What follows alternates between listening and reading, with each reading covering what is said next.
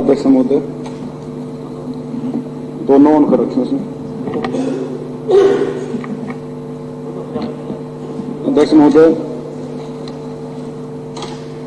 दिल्ली सरकार ने एक बहुत ऐतिहासिक फैसला लिया और दिल्ली के किसानों की वर्षों की जो डिमांड थी, क्योंकि अभी तक हमारी जमीन की जो सर्कल रेट थे करीबन 53-54 लाख रुपए पर एकड़ थे,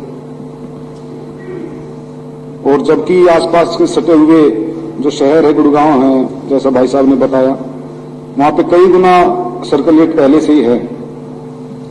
अब इसका क्या फायदा और क्या घाटे हैं, मैं इसका एक बहुत अच्छा फायदा बताना चाह रहा हूं। मेरे यहां पे सीवेज ट्रीटमेंट प्लांट बनना था वर्ष 2019-20 में।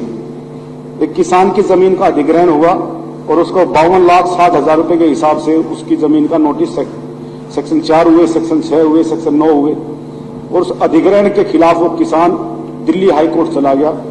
करीबन 20 कॉलोनियां 4-5 गांव में वो एसटीपी बनना था, और अभी तक हाईकोर्ट के अंदर वो मामला लंबित है और उन कॉलोनियों में अभी तक सीवर लाइन नहीं डल पाई है, क्योंकि किसान इस बात पे गुस्से में था कि जहां पे वो जमीन है वहां 3-4 करोड़ रुपए एकड़ का रेट है, वहां पे रजिस्ट्रियां हो चुकी है। उसने वो रजिस्ट्रियां लेकर चैलेंज कर दिया सरकार को।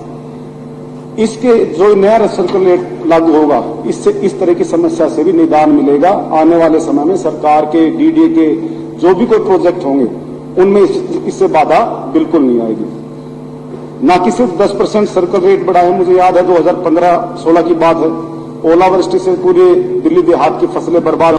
कई सारे एमएलए सीएम साहब के पास आए, हमने सर से कहा सर किसान बर्बाद हो गए, उनको मुआवजा चाहिए। तो बोले पहले क्या मिलता था? हमने कहा सर 1700 रुपए दिए थे साहिब सिंह वर्मा जी ने। तो बोले 5,000 दे दे। मैंने कहा सर बहुत खुश हो जाएंगे लोग। बोले ठीक है, एक बड़ी सभा रखो।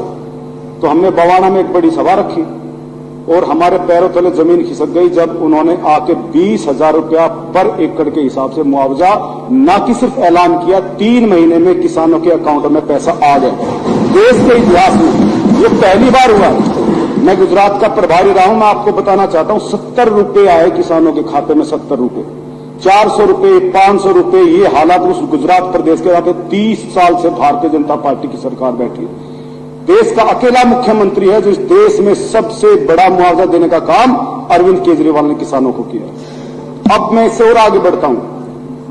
मेरे यहाँ 35 गांव हैं। मेरे गांव से बच्चे खेलने के लिए शिवाजी स्टेडियम आते थे, 2 घंटे 2.5 घंटे आने के, 2-2.5 घंटे जाने के, और एंट्री मिल जाए तो गनीमत की बात है। और आज मैं धन्यवाद करता हूं माननीय मुख्यमंत्री जी का कि मेरे खुद के गांव में 500 बच्चे आज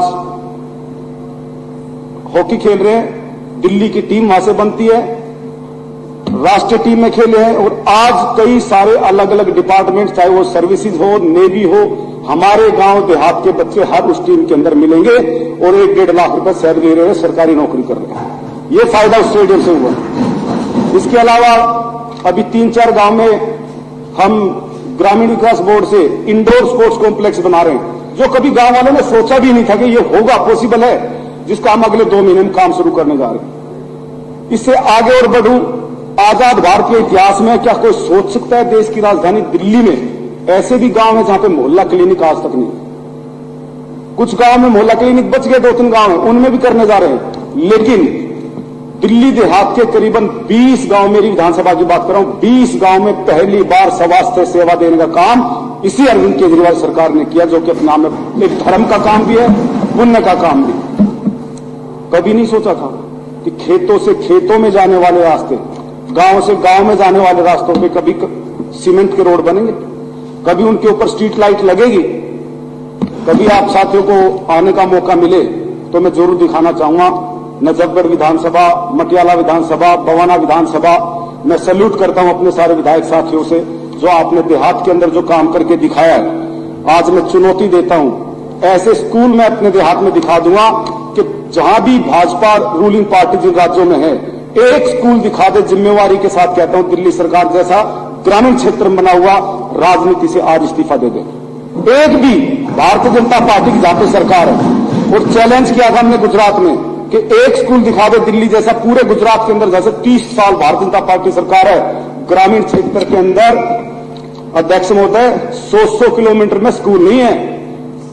सूरत जहां की आबादी करीबन 50 लाख है, एक 12वीं क्लास तक का स्कूल आप हैरान हो जाओगे। एक ये हालात उन राज्यों के हैं। तो मैं धन्यवाद करता हूं माननीय मुख्यमंत्री जी का जो ऐतिहासिक फैसला लिया, और दिल्ली ग्रामीण क्षेत्र के लोग जो हैं उनको इनवाइट कर रहे हैं। मटियाला विधानसभा क्षेत्र में मैं जल्द हमारे वहां के किसान जो है उनका स्वागत करेंगे, जल्द उनकी सभा भी वहां रखवा रहे हैं। और आज उनका जन्मदिन है, मैं उनको ढेर सारी शुभकामनाएं देता हूं। वो हमेशा स्वस्थ रहे, खुश रहे और ऐसे ही जनता की सेवा में लगे रहे। धन्यवाद।